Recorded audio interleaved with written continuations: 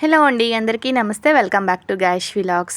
ఇవాళ వ్లాగ్ వచ్చేసి 3 instant and tasty tiffins అయితే చూపించబోతున్నాను. ఈ ఫస్ట్ రెసిపీ వచ్చేసి ఆలు దోశ బైట్స్. చాలా టేస్టీగా ఉంటాయి, అలానే పిల్లలు కూడా చాలా ఇష్టంగా తింటారు. తప్పకుండా ట్రై చేయండి. ముందుగా పాన్ పెట్టుకోండి, 2 స్పూన్స్ ఆయిల్ వేసుకోండి. ఆవాలు, జీరా, అలానే మిర్చి, కొంచెం పెద్ద సైజ్ ఆనియన్స్ని చిన్న చిన్న పీసెస్గా చాప్ చేసుకోండి. అల్లం వెల్లుల్లి పేస్ట్, ఉప్పు, కారం, పసుపు వేసుకోండి.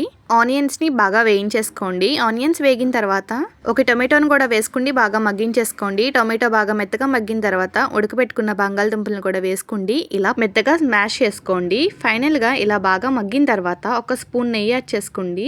ఆ పైన కరివేపాకు వేసుకోండి. స్టవ్ ఆఫ్ చేసుకోండి. ఈ ఆలు దోశ బ్యాట్స్కి మధ్యలో పెట్టుకోవడానికి స్టఫింగ్ అయితే రెడీ అయిపోయింది.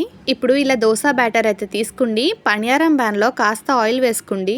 ఆయిల్ బాగా హీట్ అయిన తర్వాత ఒక స్పూన్ దోశ బ్యాటర్ వేసుకోండి. ముందుగా రెడీ చేసి పెట్టుకున్న ఆలు కుర్మాని ఇలా బాల్స్లో అయితే చేసుకోండి. వాటి మధ్యలో ఇలా పెట్టేసుకోండి.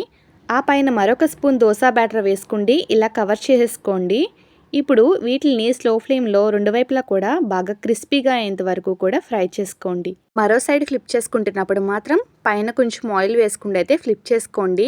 బయట క్రిస్పీగా, లోపల చాలా మెత్తగా, చాలా టేస్టీగా ఉంటాయి. ఈ ఆలు దోశ బైట్స్కి మంచి కాంబినేషన్ వచ్చేసి టొమాటో చట్నీతో తింటే చాలా టేస్టీగా ఉంటుంది. అలానే కొబ్బరి చట్నీ కూడా మరింత టేస్టీగా ఉంటుంది. పుల్ల పుల్లగా మంచి టొమాటో చట్నీ కాంబినేషన్ అయితే అదిరిపోతుంది. అలానే ఈ సెకండ్ది వచ్చేసి దువ్వూరు జీడిపప్పు కారం దోశ. మీలో ఎంతమంది ఈ దువ్వూరు జీడిపప్పు కారం దోశ ట్రై చేశారు? ఇంకా ఎవరన్నా ట్రై చేయకపోతే కంపల్సరీ నేను చూపిస్తాను, ట్రై చేయండి. మంచి టొమాటో చట్నీతో తింటే చాలా బాగుంటుంది.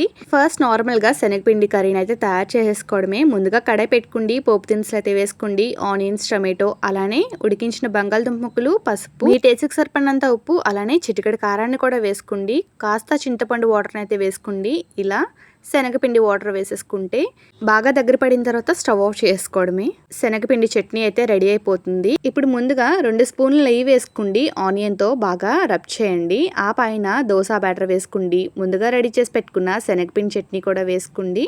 హాట్ వాటర్లో నానబెట్టుకున్న ఎండుమిర్చి, వెల్లుల్ని కూడా పేస్ట్ చేసుకుని వేసుకోండి. ఆ పైన బంగాళదుంప కుర్మాను కూడా వేసుకుంటే ఇంకా టేస్టీగా ఉంటుంది.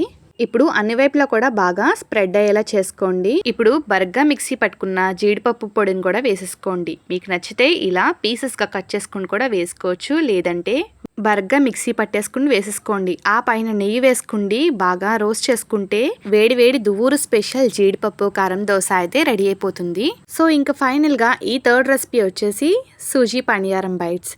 చాలా సింపుల్గా, ఇన్స్టెంట్గా అప్పటికప్పుడు టిఫిన్ రెడీ చేసుకోవచ్చు. అంటే ది బెస్ట్ టిఫిన్ అని చెప్పొచ్చు. సో ఫస్ట్ ముందుగా 1 కప్పు సూజీరావు తీసుకోండి. 4 స్పూన్లు పెరుగు యాడ్ చేసుకోండి. ఇప్పుడు మీకు నచ్చిన వెజిటేబుల్స్ అయితే యాడ్ చేసుకోవచ్చు.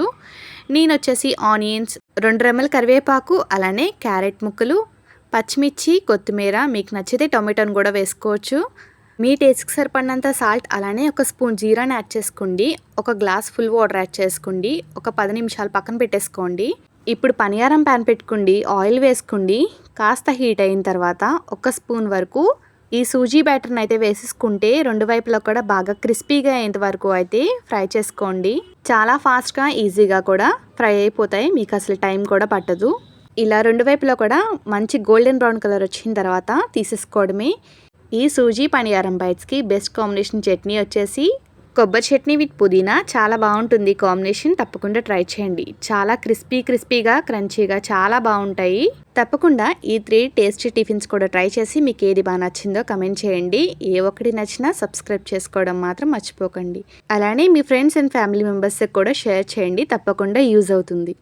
ఇలాంటి మరెన్నో టేస్టీ అండ్ ఇంట్రెస్టింగ్ రెసిపీస్ కోసం తప్పకుండా గాష్ వ్లాగ్స్ని అయితే సబ్స్క్రైబ్ చేసుకోండి.